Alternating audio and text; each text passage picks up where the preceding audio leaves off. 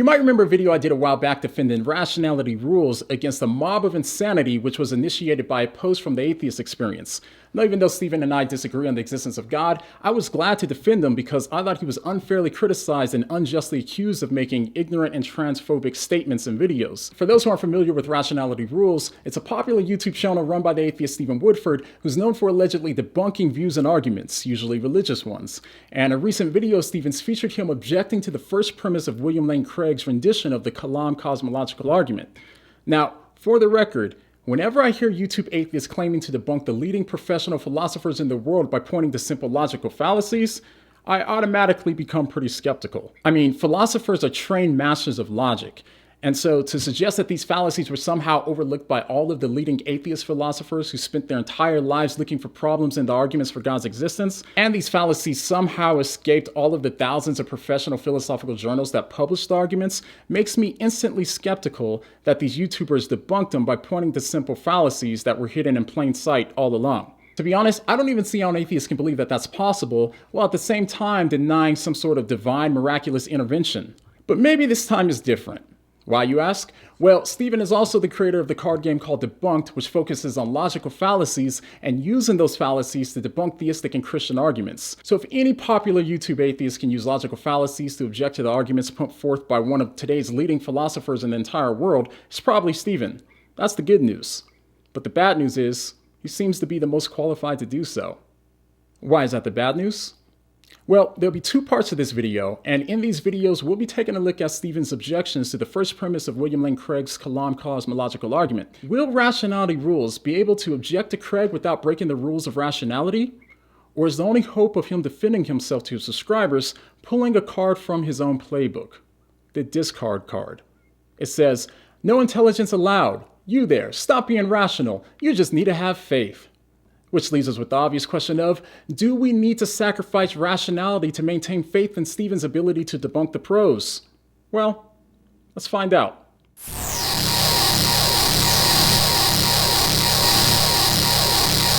So, meme team, you guys ready? Then let's go! Over the next few weeks, I'm going to respond to some of Dr. William Lane Craig's most popular arguments and assertions, and I'm going to begin with just a few that he's made regarding causation and creation. Now, Craig's piece de resistance is, of course, El-Ghazali's Kalam cosmological argument, and he presents it as follows. Premise 1, whatever begins to exist has a cause of its beginning. Premise 2, the universe began to exist, from which it follows 3, therefore, the universe has a cause of its beginning. However, more recently, Craig has been rebranding the first premise as to make it, in his words, more modest. The first premise can be stated more modestly as 1 prime. If the universe began to exist, then the universe has a cause of its beginning. This more modest version of the first premise will enable us to avoid distractions about whether subatomic particles, which are the result of quantum decay processes, come into being without a cause. Now, Craig acts as if this shift in premise is an act of modesty on his part as to avoid distractions. But I would argue, and indeed will within this video, that he makes this shift because he recognizes that the quantum realm doesn't abide classical causation, and thus to save the argument, he needs the universe to be treated as if it's strictly macroscopic. This is Causation and Creation, a reply to Dr. Craig. Now, I know there's some philosophical and scientific language used in the video that some of you might not be familiar with, and so I'll do my best to translate here and there to keep it as simple as possible, so that way everyone can follow and not be bogged down by the jargon that's used in these kinds of debates. Here's the idea Stephen's getting at when he talks about the quantum realm. So basically, physics talks about how things move, and we know that our traditional or classical physics explains things well in our daily lives, but that's only until we get down to the really small stuff. When we get down to the super small stuff, we need another type of physics to understand what's going on, and those physics are called quantum physics or quantum mechanics. So now, just to keep it easy, consider classical physics to be the big level stuff and quantum physics to be the small level stuff. As far as we know, things operate differently on the small level stuff than they do on the big level stuff, and some people argue that things can pop into existence without a cause on the small level stuff and extrapolate that to think that it's possible that the universe could have popped into existence without a cause. So therefore, no God would be necessary, or no cause would be necessary. So Stephen's saying that Craig is reframing the first premise of the argument, which has typically always been everything that begins to exist has a cause, and he's accusing Craig of reframing it to say if the universe began to exist, then the universe has a cause of its beginning, in order to save the argument from being debunked by the problems that quantum physics poses to the premise. But as we'll see, Stephen is sorely mistaken. Not only is Stephen wrong, but quantum physics doesn't help Stephen's objection in the slightest, and Stephen does a far better job of debunking himself in the process of trying to debunk Craig. So, let's keep it moving. Let me give 3 reasons in support of premise 1 prime. First, something cannot come from nothing. To claim that something can come into being from nothing is worse than magic. When a magician pulls a rabbit out of a hat, at least you've got the magician, not to mention the hat. But if you deny premise 1 prime, you've got to think that the whole universe just appeared at some point in the past for no reason whatsoever. But nobody sincerely believes that things, say a horse or an Eskimo village, can just pop into being without a cause. It's quite often the case that when responding to theologians, such as Craig, I feel the need to interject after just about every sentence. As if the foundation is weak, so too will be the leaning tower that's built upon it. Okay, I hate to stop here already, but I feel a little petty today, so I'm not going to let him get away with that move. Now, first off, I do hope that he's just as skeptical about his friend Cosmic Skeptic, who's currently in school for theology. And second, yes, Craig does have a PhD in theology, which would make him a theologian, but he also has a PhD in philosophy, which would also make him a philosopher. So since the arguments put forth in the clips are purely philosophical rather than theological, Stephen calling him a theologian doesn't seem to be anything other than empty rhetoric, which just seems like a sly attempt to discredit Craig because he's religious. Since it wouldn't be in his favor to diss a philosopher simply for just doing philosophy, what card does Stephen need to pull? That's right, the rhetoric card. It's not what you say, it's how you say it. Of course, this illustrates the issue of empty rhetoric. What he said was literally irrelevant to the video, but he did say it in a convincing way, so we can give him that. Now we can keep going. But I found that for clarity's sake, it's often more effective to show the whole segment and then respond one part at a time. And that's exactly what I'm going to do here. So, as you've just seen, Craig opens by saying, something cannot come from nothing. And since he's presenting a first cause argument, you might be tempted, like I was, to assume that he's making a statement about causation, that he's more eloquently saying, everything has a cause. Not quite. Craig is saying that everything that begins to exist has a cause, not that everything has a cause. And let me just reiterate Craig's point real quick to make sure we're all on the same page, because understanding Craig's arguments are going to be crucial in understanding why Stephen's objections just don't work. So now Craig gives 3 reasons for why if the universe had a beginning, it would need a cause. And the first one is the one we just heard. Something can't come from nothing. Now, to be clear, here's what Craig means. So when Craig says that something can't come from nothing, that's just another way of saying that it's not possible for something to come into existence without anything at all causing it to come into existence. Or in other words, it can't come from anything else. If there is something that the thing came from, then there's a cause for it coming into existence. And as we'll see, this is important in understanding where Stephen goes wrong. The takeaway here is that if the thing came into existence from something else, then the something else is at least one cause for it beginning to exist. However, his very next words call this interpretation into question. To claim that something can come into being from nothing is worse than magic. The reason being is subtle, but crucial, and it comes down to the term come into being. Being literally means existence. To be is to exist, and so to say that something has come into being is to say that something has begun to exist, that it's been created. Hence, unlike the first sentence, which is at least conceivably an assertion about causation, this second sentence is an assertion about creation. No, it's not. So here, Stephen asserts that the first sentence, if everything begins to exist and it has a cause, is about causes, and the second, something cannot come from nothing, is about creation. He's wrong here because for Craig's argument, it's really about both. And here's where Stephen's misunderstandings of Craig's argument start to show again. When Craig says everything that begins to exist has a cause, that includes any kind of cause. So when he says that the universe began to exist without a cause, he means no efficient cause, meaning there isn't something that brings its effect into being, and no material cause, meaning there isn't any physical stuff that the thing is made from. So he means there isn't any kind of cause at all. That's what it means for something to come into being from nothing. So basically, Craig is saying it doesn't matter what kind of cause you want to use. If it's coming from something else, it isn't coming into existence from nothing. Now, Craig actually makes this clear in the very video that Stephen's quoting him from. Now, in the first premise, the premise doesn't stipulate what kind of cause there has to be for what begins to exist. It's just saying that something can't come into existence without some sort of a cause, a material cause, an efficient cause, whatever. So because Stephen is talking about something that Craig never... Wait. Do you smell that? It smells like... Yeah, I can smell a straw man coming. Now, to be clear, I'm not accusing Craig of any tricks here, but rather I'm making a subtle but crucial distinction which relates to the aforementioned distraction. But it really does seem like you're accusing him of tricks here. As you said a couple of minutes ago.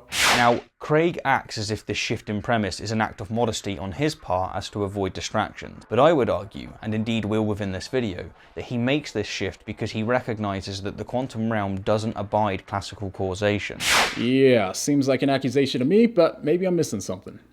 Let's go. While our intuition would have us believe that creation and classical causation are indisputably linked, quantum mechanics clearly demonstrates that they're not. In the classical, macroscopic world, we see one domino, event A, cause the fall of another domino, event B, but in the quantum realm, this isn't the case. For example, studies of quantum superposition, which is a fundamental principle of quantum mechanics, demonstrates that event A can cause event B can cause event A, and on occasion, both A and B can be completely independent. What's more, we see atoms both excited and not excited at the same time, which calls into question the law of non-contradiction, and we can even see them in two separate positions at the same time. Add to this quantum entanglement, quantum fluctuations, and other such quantum observations, and our beloved classical causation goes completely and utterly out the window.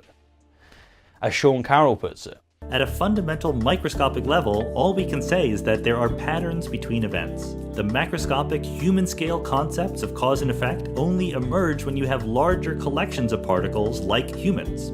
And yet, despite the quantum realm violating classical causation, it hasn't been shown to violate the law of conservation of energy.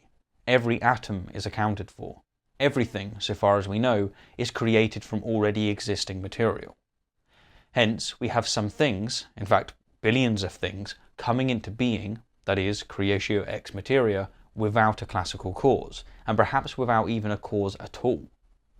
Thus, creation and causation are not two sides of the same coin, and it's a mistake to treat them as such. This isn't a distraction, it's a refutation.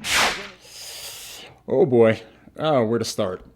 Let's just go ahead and leave aside his misunderstandings of quantum superposition and the law of non-contradiction being at risk, which is just wrong, and so on. Let's just get to the relevant part. So let's just be clear on what the main points were that were made. So basically, as we talked about earlier, on the quantum level, things seem to behave differently, okay? So the basic argument is that some things that begin to exist on that super small level don't seem to be caused in the same way that they seem to be in the physics on the bigger level, the way that things seem to be for us in our day-to-day life. So in the clip, Stephen talks about how on that small quantum level, there are billions of things that come into existence from creatio ex materia, meaning from something physical, and he's right.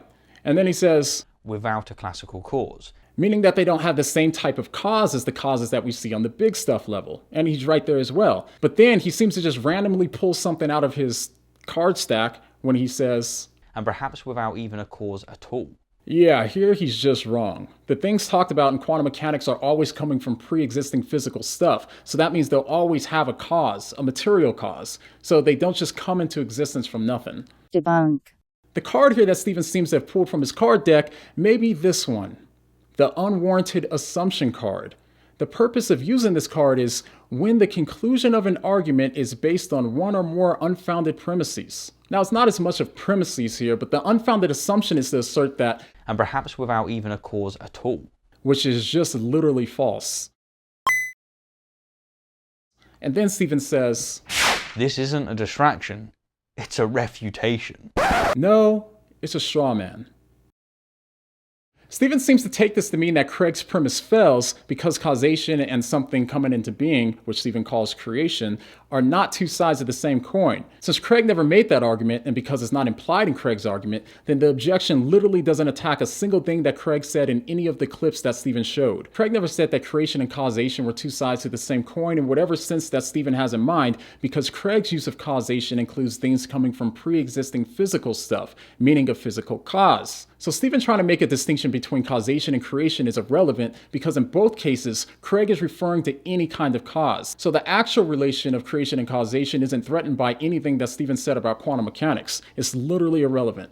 So now, ironically, this actually helps to show why Craig claims that talking about quantum mechanics are just distractions. All of the things that happen in quantum physics come from pre-existing material, so they have a material or a physical cause. And since that's the case, none of the instances do anything to refute something cannot come from nothing. And therefore, by Stephen pointing to the fact that they don't have classical causes is just an irrelevant distraction. And this is why Craig finds it simpler to just have people focus on if the universe can come into existence from nothing, which is the reason for the rewording of the premise, not what Stephen said. And thus, to save the argument, he needs the universe to be treated as if it's strictly macroscopic. So as you can see, ultimately, Stephen's objections from quantum mechanics just fell miserably. So in order for Stephen to maintain this objection, he would have to use his Galileo card against himself. The card says, "Your science doesn't support your religious narrative. To the dungeons with you." Don't worry, Stephen. It's only a game. Now let's keep going. When a magician pulls a rabbit out of a hat, at least you've got the magician, not to mention the hat. But if you deny premise 1 prime, you've got to think that the whole universe just appeared at some point in the past for no reason whatsoever. Except, no, we don't. Yes, we do. As I was working on this video, my friend Wade from the Maverick Christian blog actually sent me a proof in symbolic logic rigorously demonstrating it. So if you understand symbolic and analytic philosophy, check out the link in the description to read it. But that aside, Stephen seems to be really confused again. First off, notice that this is a black and white fallacy. Craig would have you believe that either the universe has a cause or it just popped into existence for no reason whatsoever. But there's at least one more option, and that brings me to my second point. We could reject not only the cause claim of the premise, but also the existence claim. That is, we could claim that the universe never began to exist. It's always existed, in precisely the same way that Craig claims that his God never began to exist. But we can do so without his additional assumptions. Stephen seems to be really confused again.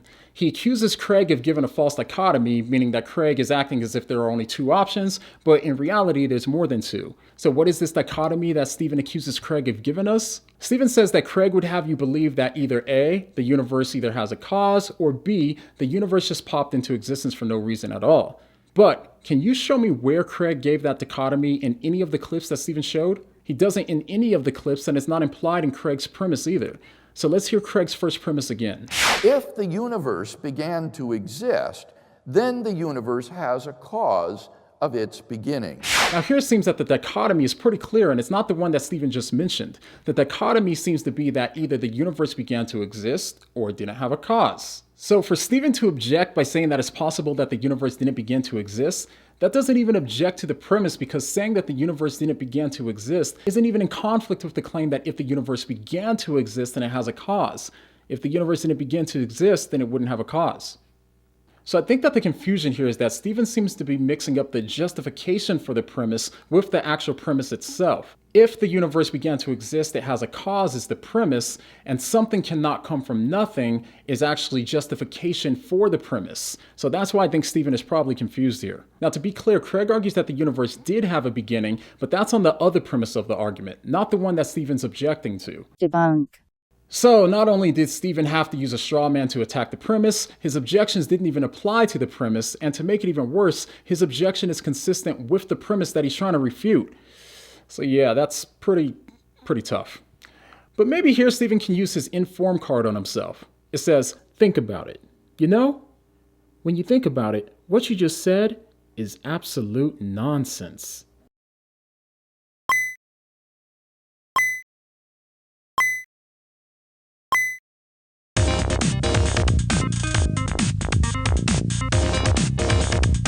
But maybe all hope is not lost. The good news for Stephen is that he has a lot of other cards that he can use.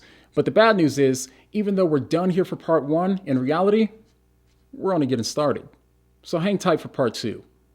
And the next time that you hear Stephen saying, "This isn't a distraction, it's a refutation," what are you gonna say? Bruh, I'm so tired right now. What do you mean?